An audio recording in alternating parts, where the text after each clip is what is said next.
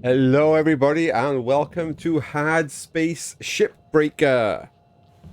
Now, this is a really good game, so you're probably asking, why have you called it the good, bad, and the ugly? Well, first of all, the music is like a space western, so I suppose it kind of fits. And although there's some really, really good things about this game, there are some bad and some ugly things. So I think it's only fair that I address those as part of my overall review of this game. So first things first, let's have a quick overview of what the game's about. The game is about basically I can pick sort of like a ship to take apart. Well, that's a real difficult one. Well, that's an even more difficult one. Let's just pick one that's going to be quite easy for me to just go out and do. That'll do it. Well, it's a hazard level 9. Gonna blow up instantly in my face. So for whatever reason, I've gone into space to become somebody that's gonna break down ships for salvage. Focus in and have a productive day now. It's You good? quite useful actually that you've got these people talking, because this is Cairo gonna and I be had a real good heart-to-heart prominent yesterday. in what I'm gonna talk about in a moment Yeah. with regards to the plot and What's the the punishment? storyline. Docked pay for my write-up? No sugar cubes? No for sugar that? cubes from it. That's a good one. Nothing. No punishment. Kai and I just needed to talk mano a mano. What does that even mean? Keep mouthing off, Steiner, and you'll find out. Oh, okay. Oh God. Well, I don't want to glad do y'all too figured much it of the out. plot because Get back to work. one of the things that you will find out is you can't skip through any of the dialogue or the plot or the cutscenes. And because of that, I don't want to give any spoilers because you're stuck having to engage with a non-engaging storyline. Anyway, that's going to come to bad in a moment, but let's go for the quick overview first. So I'm in space. I'm here to take apart ships and basically pay off a debt. And taking apart these ships is great fun. It's kind of a cross between some kind of car mechanic and puzzle game whereby if you don't take things apart in the correct sequence, it's going to blow up in your face, or you're going to catch on fire, or get electrocuted, or whatever it's going to be. It's really dangerous work taking apart spaceships that are pressurized. They've got nuclear reactors and all kinds of things going on inside them, and just having to go at them with a welding torch, as you can imagine, is a pretty stupid and dangerous activity. Let's just quickly pop inside here, just to give you an idea of what the interior of one of these looks like. This isn't a big spaceship, it's much bigger than Airlock depressurizing. this. Look, get in here. Airlock pressurizing. Hop inside. Bad boy, have a look. Oh, this is a mess inside here. So there's a lot of cargo in here. Oh, I've got access panel. Something nuclear. All kinds of junk. Some of them get damaged by, asteroids and things like that. You'll see like a piece of asteroid in them when they've hit something. There's other stuff which I'm not going to talk about because it's plot related. But yeah. Behind all of these walls is the superstructure, and you can crawl around inside the superstructure or fly around inside the superstructure and start sort of like cutting apart various points. Now, you can use all sorts of things, including demolitions, to get through some of these wall structures. But whenever you see like a yellow thing like that with stripes, that's kind of like the correct place you should be trying to take something apart. Obviously, at the moment, this ship is pressurized, and if I cut open into the actual superstructure, out into space, it would depressurize in a bad way, and probably all these things in here would blow up. Look how dangerous this ship is. It's just a nightmare. I mean, I don't even know where the reactor is. Behind one of these walls somewhere. But wow, this is a bad place. So let me talk now about the bad and then the ugly, and then we'll come back to the good. So the first thing about the bad that is annoying is the fact that a game is something that you do for leisure. And sadly, real life is something that kind of like gets in the way of playing, but has to take priority. So if a moment like my mobile phone rings and say the wife calls and says, oh, you know, I've broken down or something, I'm on the side of the road, come and help, whatever it's going to be. Air pressure level. It could be anything that basically makes me go, right, yeah, no problem. I'll just escape the game and, oh, there's no save and exit. Okay, I've got an abandoned shift, but I don't really want to lose Airlock the work depressurizing. if I've been out here working on this ship for like the last hour in real life. It's like, oh, okay. So how do I quickly exit this game and do something? And if you're playing World of Warcraft, even, I mean, you could be in the middle of a raid, and sadly, you can just go to the raid and go, look, guys, I've got to go. And you can exit and go. You can, you can make it up to the guys later. You can be in the World of Tanks and you just drop off and go. You don't want to do these things, but the quality of life is in the favor of the player, so that if the player needs to do something in real life, you can do it. Games like this don't. They go, oh, no, no, no, no. You've got to fly all the way back to the hub and then get penalized. So what I mean by penalized, I'll show you now. So, wife's just called, like, I'll fly all the way back to the hub. I fly all the way back to the hub. I enter the hub. It now basically says, oh, how much money did you earn? Nothing. It ends my day. It basically ends the shift, and then it progresses the storyline along a day if there was a daily thing, which it has. Hello, Shipbreaker. I've now You got have one incoming transmission. transmissions. Sometimes they'll bill you for a day's interest on your debt, and I can't even go into the terminal here. I can't go to my equipment. Can't go back and carry on playing. I'm not allowed to play now. I have to carry on with this cutscene. And this is what I find is really annoying. I can save and quit at this point, but I'm now not allowed to play. And when I log back in, I've got to go through a storyline cutscene You hearing me?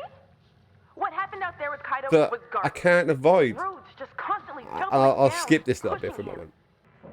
See, right, so that cutscene ended with me being forced to wake back up again and now build 500,000 because the days ended. All because I had to save and exit. Listen up, y'all. Believe it or Oh, not, hang I'm a on, little more plot. nervous to... I cut all that out because I don't want to give any spoilers to you all. But you can see where I mean. It's forced whereby you don't actually get a chance to play. You don't get a chance to leave properly. You get penalized for saving and exiting. And that's just bad quality of life for the players. The game is basically saying, no, you've got to play until I decide when you can leave. Which is just crazy. And then we go on to the plot line itself.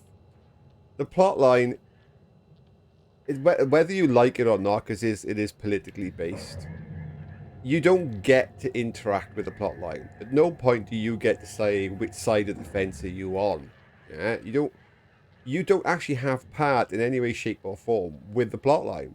It just happens, and it's a fixed dialogue whereby quite often it just, as you can just see just now, it takes over control of the game, and you just have to sit there and watch it. You can't even escape through it. You can't skip it or anything. It's just a case of I have to sit here and listen to the plot line that I have no part in whatsoever. So you're not interested in the plot. You're not invested in the plot. Some people might then enjoy the plot, but it's no more than reading a book. You can't interact with it in any way, shape, or form. And that's what makes a computer game great, is that you can interact.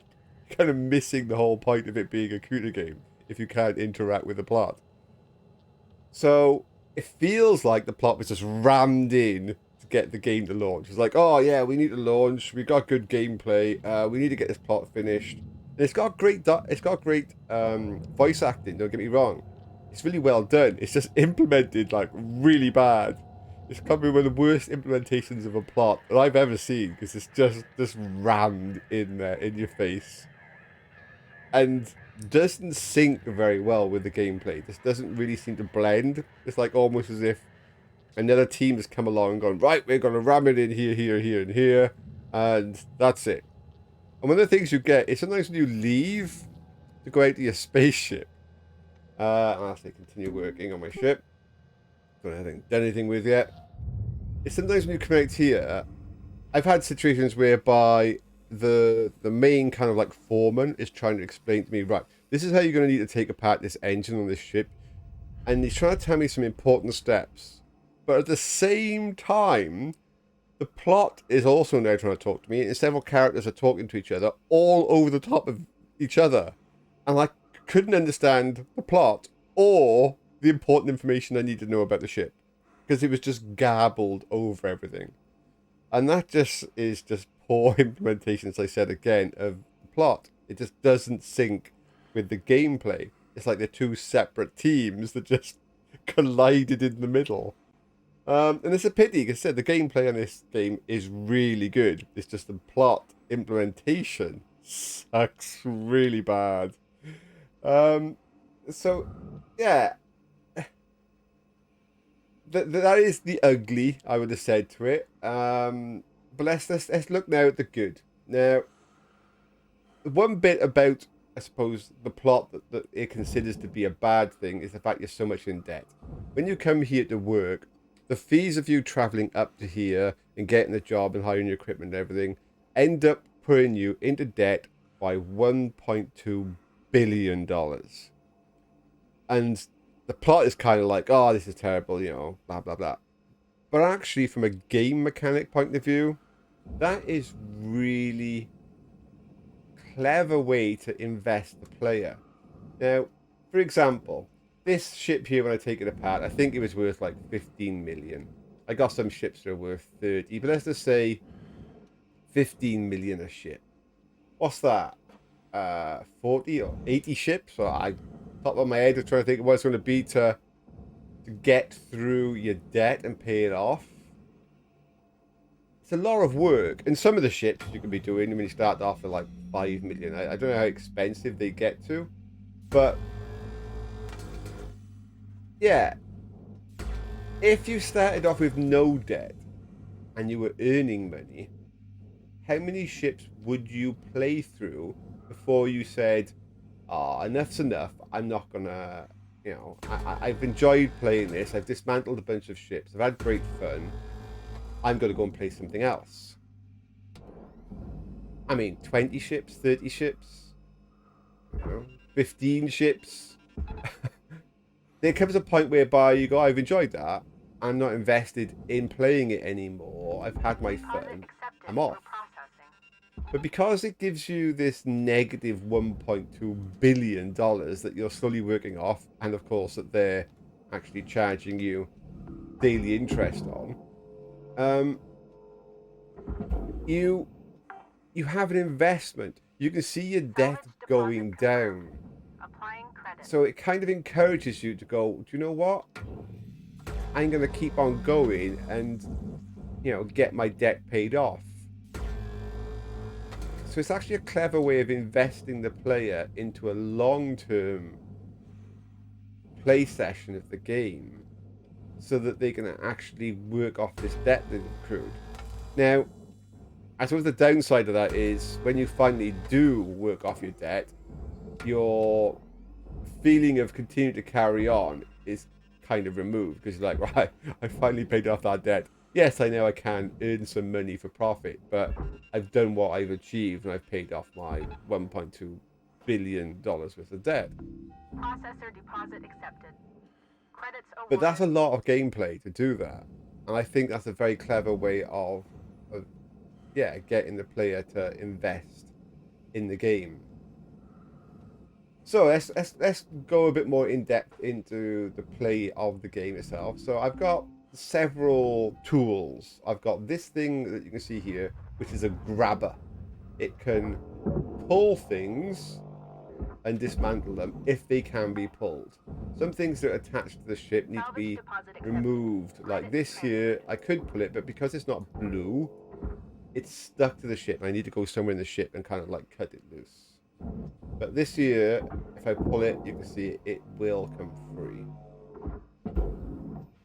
Right, the next thing is you can probably see, obviously, I got a green hole, a blue hole, and a red hole. And what it basically means is things that you want to keep as they are and basically reuse or resell, etc. You want to put them on the badge, which is green. Things that you just want to like melt down for raw materials, you chuck in the furnace, which is red. And everything else in between goes in the blue. So when I hover over something, it says badge green, which means it needs to go down there. This says processor blue, and on the internals there will be stuff which is red. The furnace, which is the walls, etc. red. So it's important you stick things in their right place. You won't get paid money if you stick stuff in the wrong place. This is going to be a nightmare in here, isn't it? So I've got a grabber, which can grab things and move things around. I've got a cutter, which is a fine laser. I've got another kind of cutter, which is a broad beam. I've also got... I'm actually out of demolition charges. I've got demolitions, which you really don't want to be using unless you're sure what you're going to do is not going to blow everything up. So I'm going to just cut this. Now that there's no air in this ship, I'm going to risk taking the bottom off this. You're probably saying, why didn't you get rid of all this stuff that's in your way? Well, I will, but pulling it all out through the airlock is dangerous and awkward, because if you cause too much stress to certain objects that are explosive or whatever, they will go bang. So you don't want to be doing that, because that in there is literally a bomb, isn't it? I mean, you can see that. That's literally a bomb. So I've cut away this panel and dislodged this panel. Let's see if I can pull it free. Oh, it seems to be stuck. Oh, no, we've got it. Pull this panel free. I'm going to pull off these two items and throw them down into the badge. Salvage secured. Account credit applied. And then this here, I'm going to use one of my tethers to just tell it to pull it over there. So tether is basically this thing that's just going to pull it in the direction that you send it. Now that I've done that, of course, it's a lot easier for me to now systematically start going, right, I'm going to empty out an awful lot of this stuff out of this ship. I can pull some of this stuff towards me. Don't pull things towards yourself too fast, because you'll smash them into your helmet, break the glass, and all your oxygen will run out and you will die. Now, as you can see to the bottom of the screen, I have health, suit health, fuel, and oxygen. And I can replenish all of those at a little terminal over there. It says, of course, the company charge you for everything, including oxygen. So to come out here and even breathe, oxygen costs money. Everything costs money. Company is desperately trying to keep you in debt so that you can carry on working for them and doing these ships. I think that's basically what the whole plot is about. Is how badly the company is trying to keep you in debt. Now, some things like pulling these lights shouldn't be too bad, but because they're electrical, they can spark sometimes when they come loose, and some electrical things can electrify the walls or nearby objects and start arcing. You don't want that to happen anywhere near something like fuel. Boom. Anyway, I'm not going to go too much into how to do the gameplay on this video. Some of the ships are very clever with regards to how you've got to sort of like turn off their nuclear reactors and dismantle them, or the energy systems and coolant systems. There's so much stuff going on in these ships that to show it all in this video would make this video 2 hours long. But I hope you get the gist from this video. I can do more videos showing you how to sort of like dismantle a Type 2 reactor or a certain type of thruster if you want.